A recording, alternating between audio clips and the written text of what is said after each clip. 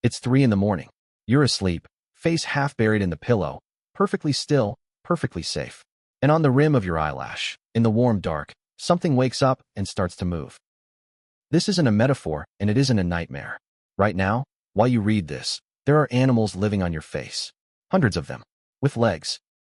They were born here. They will die here. And in their entire 2-week lifespan, they will never once leave the few square centimeters of skin you call your face. So here's the question we're going to answer tonight, in uncomfortable detail. What is actually living on your face right now?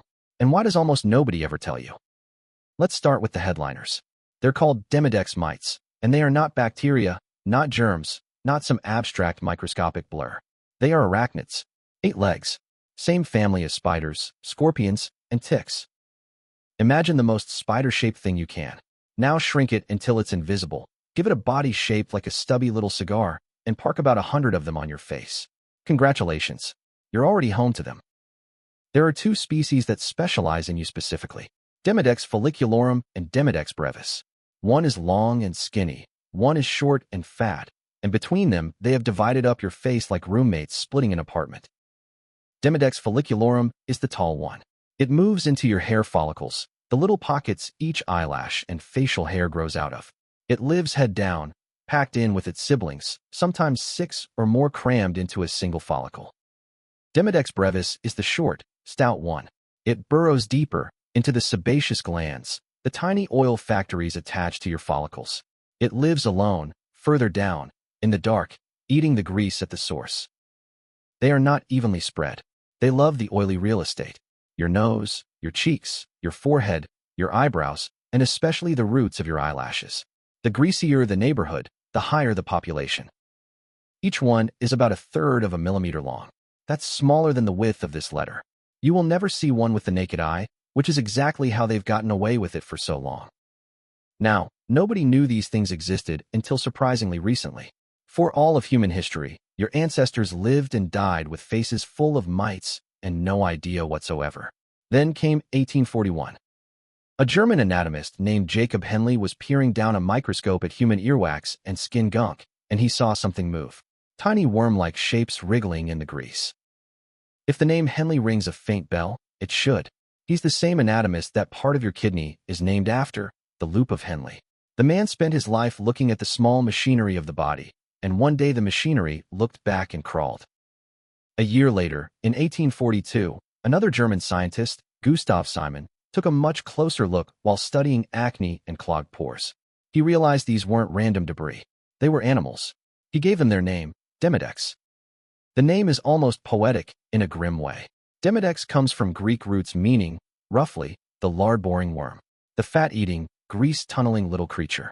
They named it after exactly what it does to you. Okay, you're thinking, gross, but probably rare. Probably just affects people with bad skin, or people who don't wash. Surely not me. I'm clean. I have a whole skincare routine. Here is the part that ends that conversation. The face does not care about your skincare routine, and it is not rare. It is one of the most universal companions a human being has. Study after study, using modern DNA detection, finds the same astonishing number. By adulthood, essentially every single human being on Earth is carrying Demodex mites. Not most. Not the unlucky ones. Effectively all of us. When older studies swabbed faces and found mites on only 20 or 30% of people, they weren't proving the mites were rare. They were proving the mites were good at hiding. Look with DNA instead of a swab, and the number climbs to nearly 100. Which means the person sitting next to you has them. Your best friend has them. Your grandmother has them, and probably gave some of yours to you. We'll come back to that deeply unsettling detail later. So they're on everyone, all the time, in enormous numbers.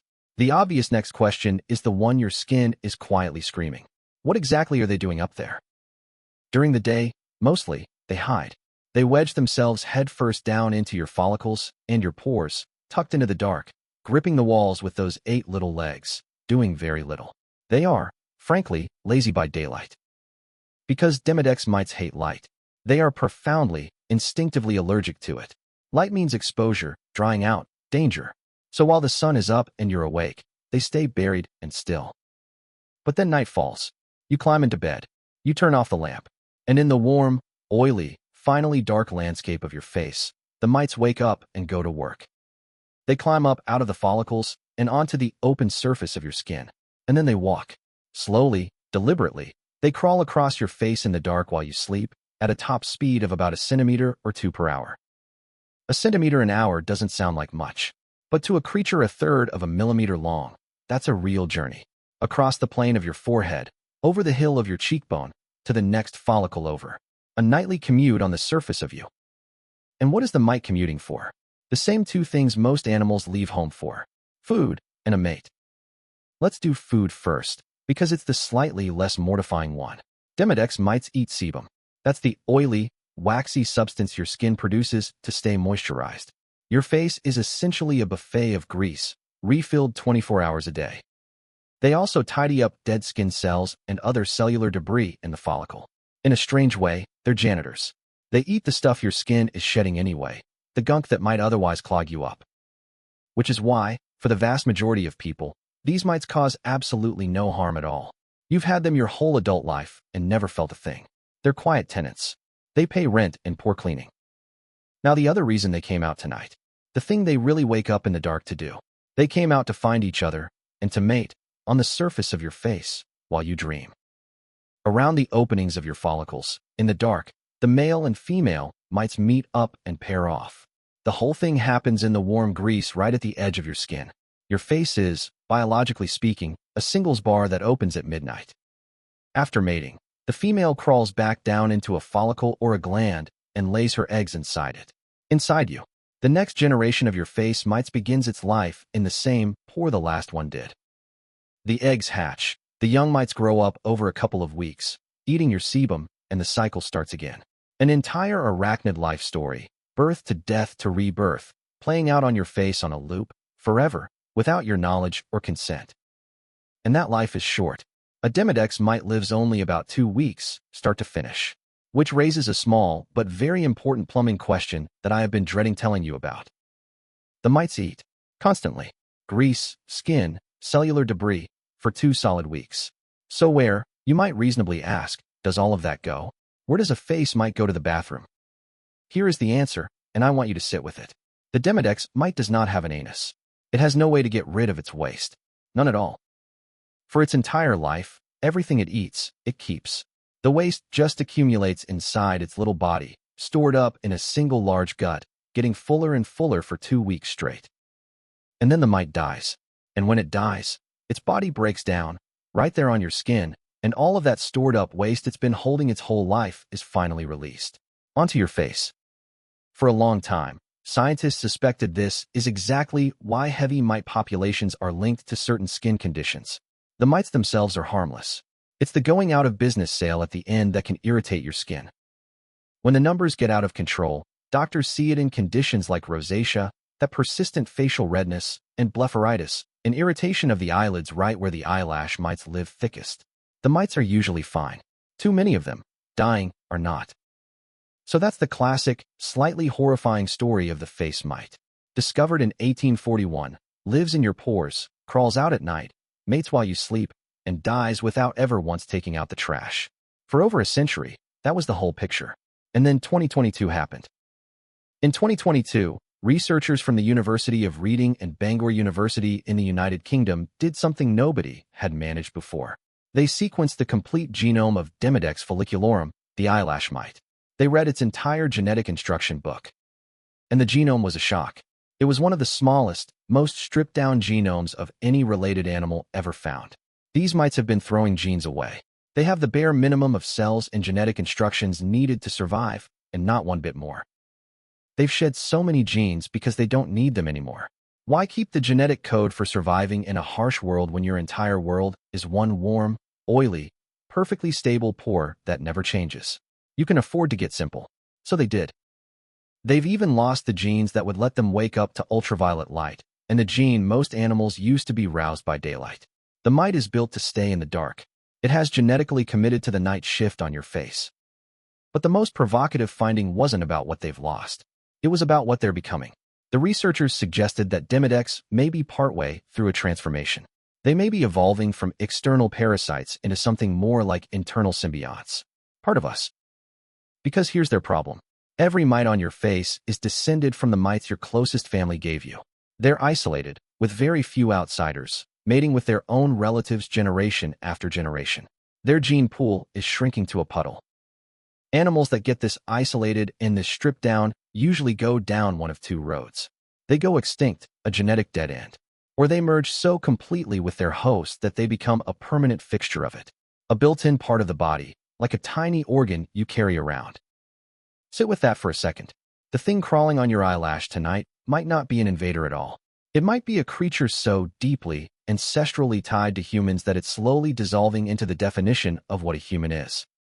And that idea, that the things living on you might actually be part of you, is the doorway into something even bigger than the mites. Because the mites, for all their drama, are not the main event. They're the easy part, the big creatures.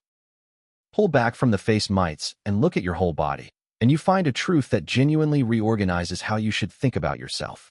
You are not one organism. You are a walking, talking, crowded city of them. On your skin, in your gut, in your mouth, in every fold and pore, you are carrying trillions of microorganisms. Bacteria, fungi, mites, viruses, an entire living ecosystem that scientists call your microbiome. For years, the popular figure was that microbial cells outnumber your human cells 10 to 1, that you were 90% not you. It was a great line. It was also, it turns out, a bit too dramatic. In 2016, researchers led by Ron Milo at the Weizmann Institute in Israel ran the numbers carefully. The real ratio is closer to 1 to 1. You are made of roughly 30 trillion human cells, and you carry roughly 38 trillion bacterial ones. Think about what that actually means. By cell count, you are very nearly a 50-50 split. For every cell that carries your DNA, there's roughly one cell that's a completely different organism, living on you, in you, as part of the thing you call yourself. Now zoom back to the skin, because that's where the mites live and that's where we started. Your skin is not a clean barrier holding the world out. It's a landscape, a continent, and it is absolutely teeming with life. On a single square centimeter of your skin, you can be carrying around 1 million bacteria. Across your whole body, that's somewhere in the trillions, drawn from around 1,000 different species. Your skin is one of the busiest habitats on the planet. And just like the mites split your face into neighborhoods, the bacteria do too. Your oily forehead is one ecosystem. Your damp armpit is a rainforest. The dry desert of your forearm is something else entirely. Different climates, different residents. Some of these residents are famous. Staphylococcus epidermidis quietly guards your skin and helps keep nastier bacteria out. Cutibacterium acnes lives in your pores, and yes, when it overgrows, it's connected to the acne that ruined your teenage photos. There's even a fungus, called Malassezia, that lives on nearly everyone's skin, feeding on the same facial oils the mites love. Your face is hosting bacteria, fungi, and arachnids all at once. It's not a face. It's a wildlife reserve. If you want a sense of just how strange and personal this ecosystem is, consider one of the great studies in the history of body weirdness. The Belly Button Biodiversity Project, run by ecologist Rob Dunn and colleagues at North Carolina State University. They swabbed the navels of hundreds of volunteers and grew whatever they found. The result? They identified around 2,300 different species of bacteria living in human belly buttons, in an organ you forget exists until you find lint in it. And almost every person's belly button was its own unique little world. Most species were rare, found in only a handful of people. Your navel, like your face, is a private ecosystem that exists nowhere else in the universe in quite the same combination. So you are an ecosystem. Fine. But ecosystems have history. They have origin stories. And the origin story of the things on your face is the part that I find genuinely beautiful, in a way that makes the hair on your arms stand up. Where did your mites come from? The short answer is that you got them from the people who held you when you were born. Newborn babies have essentially no Demodex mites. Their skin doesn't make enough oil yet. Then their parents hold them, kiss them, press them to their cheeks, and the mites move in.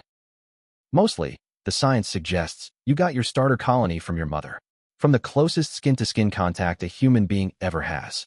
The mites on your face right now are, in a real sense, a living inheritance, a family heirloom that crawls. And that inheritance is much, much older than your mother. This is where it gets genuinely staggering.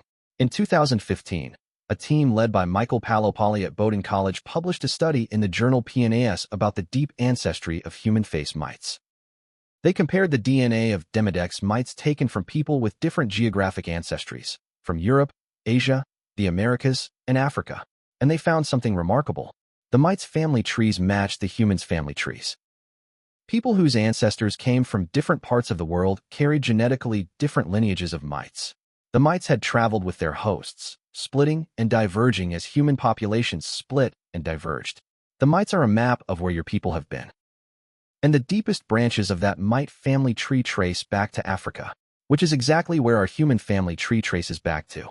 Your face mites came out of Africa with us, tens of thousands of years ago, riding on the faces of your ancestors. Think about the chain that implies. When small bands of humans first walked out of Africa and spread across the entire planet, they didn't go alone. Their face mites came with them. Generation after generation, cheek to cheek, parent to child, for tens of thousands of years, unbroken. That line has never once been broken. Not through ice ages, not through famines, not through the entire collapse and rebirth of human civilization.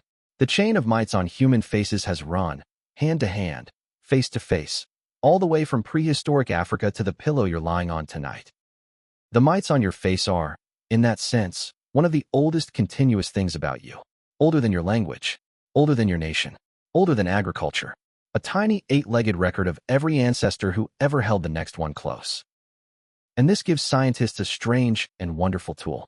Because the mites carry this geographic signal so faithfully, researchers can sometimes look at a person's Demodex and read clues about where their deep ancestry lies. Your stowaways remember your history better than you do. The Palo study even found that the mites can persist with a person's ancestral lineage for generations after their human family has moved continents and mixed with others. The mites are loyal to the old bloodline. They're slow to forget where they came from. So let's pull all of this together, because the full picture is so much stranger than the gross-out version you've probably half heard at a party. Yes, there are mites on your face. But that's not the disturbing part. That's not even the interesting part. The disturbing part is that the line between you and the things living on you was never as clean as you thought. You imagined a sealed self, a single organism with skin as a fortress wall. That self does not exist. What exists instead is a collaboration. 30 trillion of your cells, 38 trillion bacterial ones, 1,000 species of skin life, a fungus, and a few hundred ancient arachnids, all running at once, all night, every night, in the warm dark of your face. Most of them you'll never feel. Almost none of them you chose. And the vast majority of them aren't hurting you at all. They're just there, the way they've been there for your whole life, and your parents' lives, and the lives of everyone who ever walked out of Africa. The face mite, in the end, is the perfect tiny ambassador for this whole idea. A creature so committed to living on you that it threw away its own genes, gave up the sun, and may be in the slow process of becoming a part of the human body itself. It eats your grease. It cleans your pores. It mates on your skin while you dream. It dies in 2 weeks having never seen daylight or left your face. And then its children carry the line forward, exactly the way they have since before there were countries or words for any of this. So tonight, when you turn off the light and your face finally goes dark and still, remember that for several hundred tiny passengers, that's the moment the day begins. The lamp clicking off is their sunrise. They'll climb up out of your pores, stretch 8 legs each, and set out across the landscape of you to feed and to find each other, just as their ancestors did on the faces of yours, in caves, in deserts, on every continent humans ever reached. You are not alone in your own skin. You never have been. You're a habitat, an inheritance, and a moving record of human history, all wearing the same face you check in the mirror every morning. And the next time you look in that mirror and you see just a face, remember what's actually there. A whole living world, awake in the dark, that has been quietly traveling with your family since the very beginning. It's not on you. By now, it kind of is you.